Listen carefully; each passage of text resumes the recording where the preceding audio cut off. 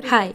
I like spending cold winter evenings by making friendship bracelets, putting my love and warmth into the hundreds of knots. This video had to be posted back in December, so don't be surprised by the New Year decor.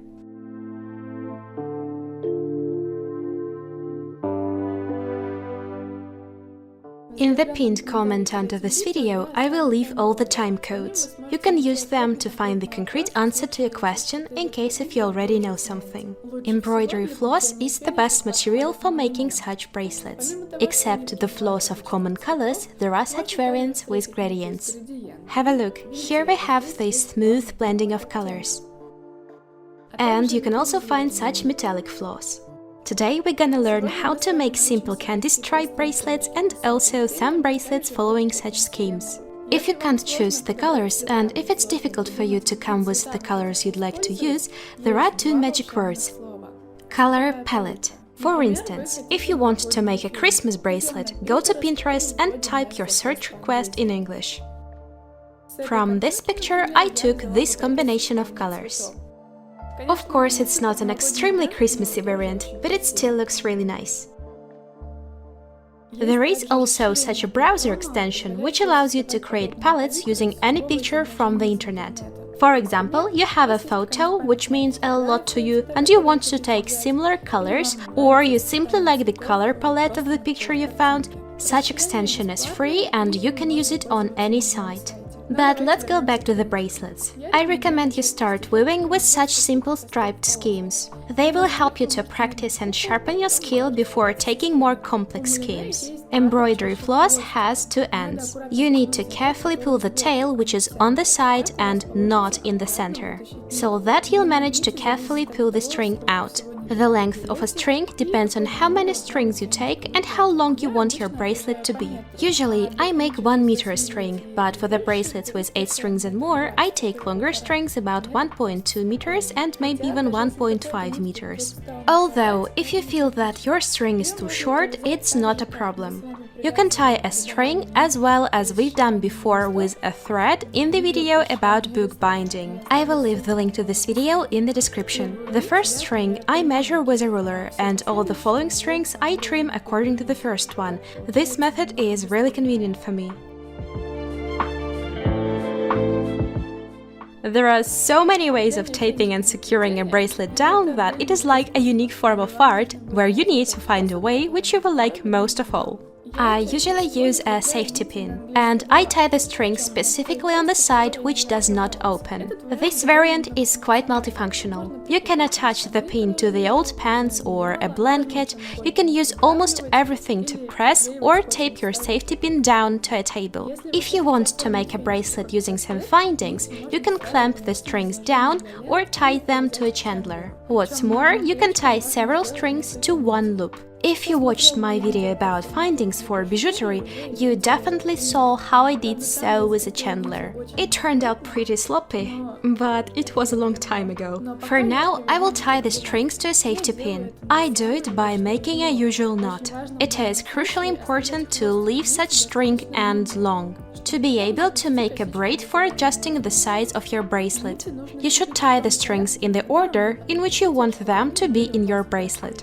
I tape everything down with such a white matte tape. It secures everything pretty good, and when your bracelet is done, it easily comes off the surface, leaving no sticky spots. For my convenience during the filming, I secured the strings below like that, but usually I don't do so.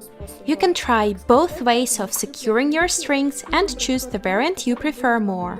So what we do is taking the first string, which will be the leading one, and the second string.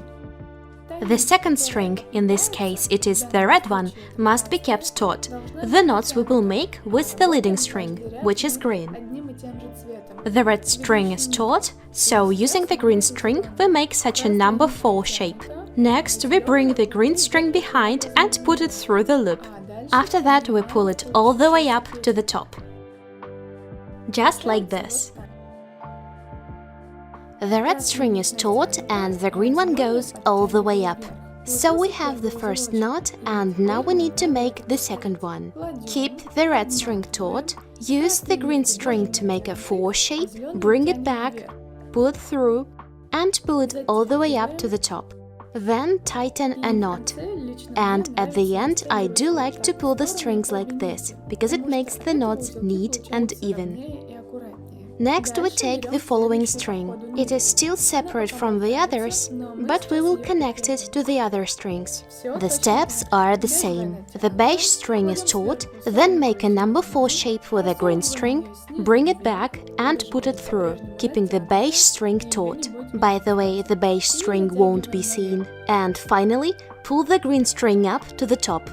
Repeat everything and pull it up and to the sides. I put the beige string aside and take the following one. Our steps are the same, nothing new for now. I prefer to hold the string like this with my thumb. I hold the straight string with the same thumb and the index finger all the time. So, we've made the first row and the green string made its way from the very left to the very right. The very left string is now the new leading one. In my case, it is the red string. Take the beige string, keep it taut, make a 4 shape with the red string and pull it up to the top. As you can see, we make 2 knots with the leading string. It is important. And so you can go on and on.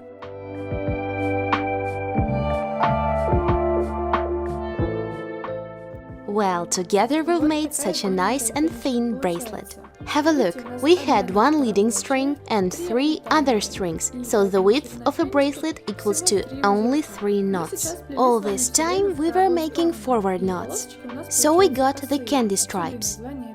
But it's also possible to make backward knots from the right to the left. For this you need to take the very right string, it is the leading now, and do the same steps, but to the left side. The brown string is taut, make a backward 4, bring the leading string back, then through the loop, and pull it up to the top. And don't forget to make the second knot. The green string goes from right to left, above the brown string. Put it through, up and to the sides, and move on to the next string. If you keep making several rows to the right, then several rows to the left, then to the right and to the left again, you'll get a zigzag bracelet. When you'll get the main principle of making knots and sharpen your skill, I advise you moving on to bracelet patterns. All such patterns have such arrows. They show which string to pick and what direction the string goes. There are also such arrows and they are called forward-backward or backward-forward arrows. As you remember, all the time we have been making 2 knots, so these arrows show that the first knot goes to one side and the second knot goes to the other side. Let's see how it works in practice. The pattern which I initially took had been recolored and it seems like that it wasn't full, so it showed only the half of the whole pattern. And I realized it only when I already started making the bracelet. For those who are quite experienced in making bracelets, it will be easy to figure out what to do next with this pattern.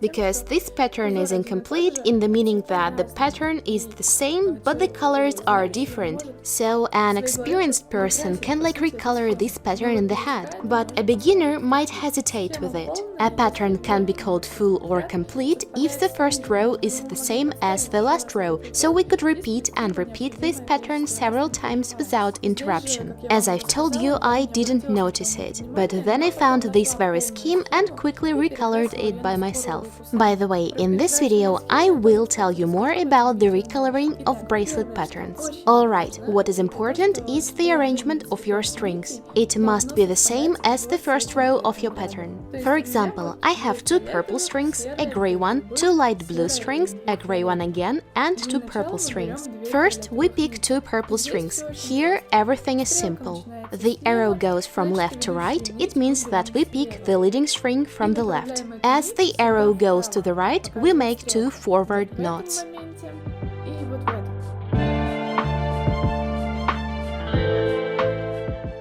When you've made two similar knots, put these strings aside. If I make a bracelet at the table, I put the strings to the opposite sides of my legs to avoid tangling between them and other strings, which I am going to tie next.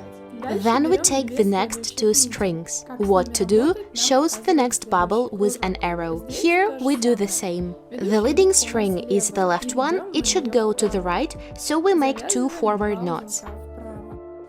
The bubble is gray because we've made two gray knots, because the leading string was gray. The blue string was taut and stayed below, which is illustrated at this pattern. Put these two strings aside and take the next pair. Here, the arrow goes to the left. It means that the leading string will be the left gray string. And we go from the right to the left according to the arrow.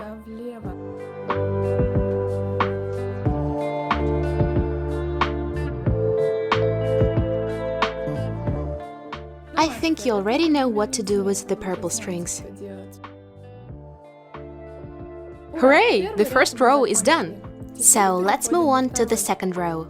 As you can see, the first purple string is out of commission in this pattern, so we'll leave it out. Let's pick the purple and the blue strings according to the pattern and make a forward purple knot. Put these strings aside and move on to the next two strings. Here everything is simple, and I hope you got the idea. When you make knots, don't forget to taut the string, which is below the leading string. The very right string is also out of commission, so we make a backward knot with the purple and the blue strings.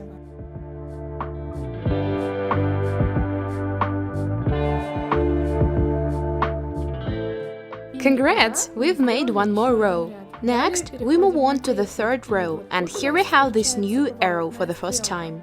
Here it means that we need to make a forward knot, and the second one will be the backward knot.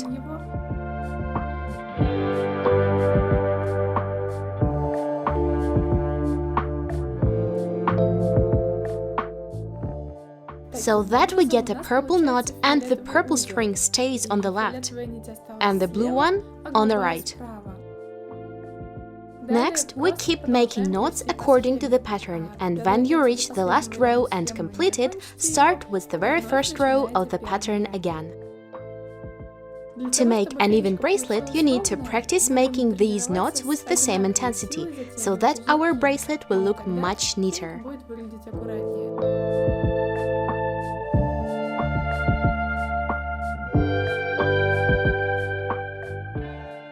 I like finishing bracelets with such a simple braid. There are different ways of starting and finishing a bracelet, but we will talk about it next time. As I tied the bracelet to the side of the safety pin which does not open, every time I have to untie the knots, so it is quite time-consuming.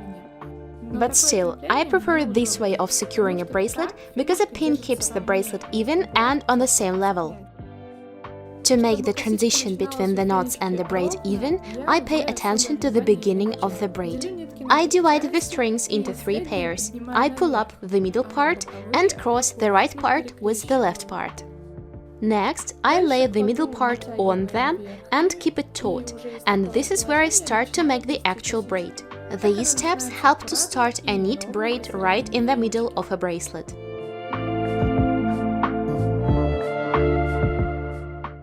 To finish the braid, I make a knot using the side strings onto the middle strand.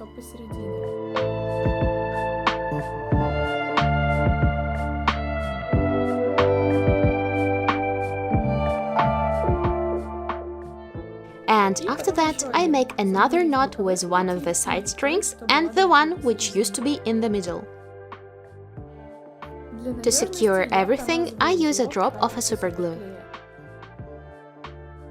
So, this is our braid. And also, I found one of my old ones where I ran out of a string, so there I simply tied some more of the same color with a double knot and cut the ends which were sticking out on the back side of the bracelet, but on the front side it was not visible at all. So the next question is, where can I find such patterns? You can find a lot of them on Pinterest, but actually all these pictures from Pinterest are taken from one and the same site, this one. Here you can find patterns by selecting the number of strings, colors and rows. There are so many schemes you can't even imagine. And if I'm not mistaken, they are posted daily. Moreover, you can even make your own pattern there. You can change the number of strings, their direction and colors. Just imagine how many bracelets you can make. Personally, I like printing a bracelet pattern out. You can take it anywhere you go, make your notes like leaving a mark where you've stopped last time if your pattern is really long. You can also download them on your phone and they will always be with you for sure. But I prefer to watch a video on my phone and make a bracelet following the printed pattern. If you have a short pattern like this, where there are only several rows, you will learn it super quickly and will even weave without any peeking into the pattern. You can print black and white pattern and color it with the colors you need. You know, there are situations when you like a pattern, but the color scheme is not to your taste. And I advise you to color one strip at a time. Take a color and follow the strip till the end of it, so that you won't make a mistake. Pay attention to the color of the knots.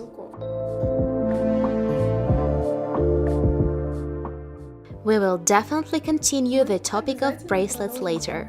We will discuss how to decorate them and also how to make other bracelets with the knot elements. But for now, I hope this video was interesting and useful for you. Many thanks to my sponsors for support. And I love you this much. Bye!